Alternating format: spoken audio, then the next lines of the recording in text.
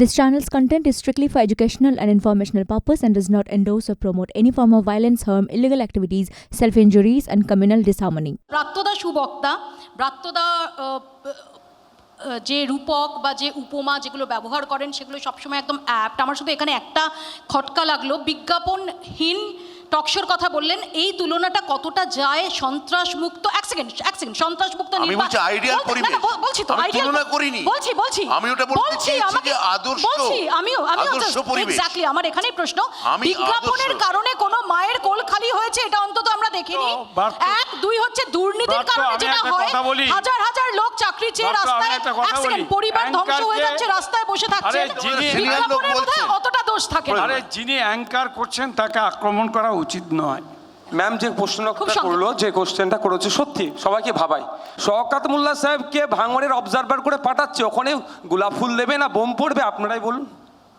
National human rights commission যাকে বলছে notorious criminal, Mamata Banerjee যাকে বলছে তুই বোম বাঁধিস, তাকে ভাঙড়ে পাঠাচ্ছে অবজারভার করে তৃণমূলকে উদ্ধার করার জন্য। শাসন কার্য যাদের আছে তারা যদি চান প্রিপোল আর পোস্টপোল তারা কন্ট্রোল করতে পারবে। যদি না পারেন, আমি বলি আপনাদের, আমাদেরকে একবার সুযোগ দিয়ে দেখুন, এই গুন্ডামি মস্তানিগুলো সবটাকে ঠান্ডা করে দেওয়া যাবে যদি শাসক কথা আছে। কিন্তু বাঘ এবং হরিণের মধ্যে হরিণ সবসময় শান্তিকামী, তো বাঘ শাসক দল, আর নিজেও ঘোষণা করেছেন আমি রয়্যাল বেঙ্গল টাইগার।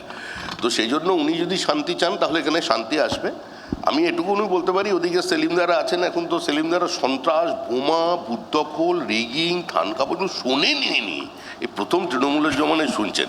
এখন আমার গায়ে সিপিএমের স্প্লিন্টারের দাগ আছে, আর প্রাক্তন পার্টির দুবার অনুরাগের ছোঁয়া আছে, তার মধ্যে একবার ফাটিয়ে দিয়েছেন। আর প্রদীপদার পার্টি ছোটোবেলায় মেরেছিল, দাগ নেই, কিন্তু আমরা সবাই মাঠটার খেয়ে এখানে আছি। তো আমি শুধু এটুকুনি আপনাদের বলছি, দেখুন আমাদের পরিস্থিতিটা কি জানা, বিহার, উত্তরপ্রদেশ যে ভোট সংস্কৃতি থেকে বেরিয়ে আসতে পারলো, আমরা পশ্চিমবঙ্গে এখনো বেরোতে পারলাম না। আর তৃণমূল এখানে ক্ষমতায় এসেছিল একটাই কারণে, রেস্টোরেশন অফ ডেমোক্রেসি, গণতন্ত্রের পুনঃপ্রতিষ্ঠা, যে তারা মানুষকে ভয়মুক্ত করবেন, বাইক বাহিনীর মিছিল বন্ধ করবেন, থান কাপড় বিতরণ বন্ধ হবে, মানুষ আতঙ্কমুক্ত হবে, এই প্রতিশ্রুতি দিয়েই তিনি ক্ষমতায় এসেছিলেন। কিন্তু কথা বলছি, আবার লখিমপুরে চলে গেল।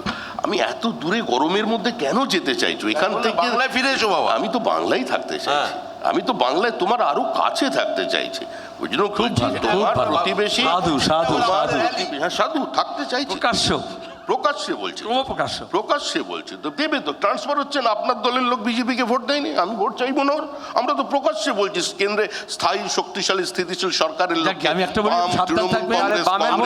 সবাই আমাদের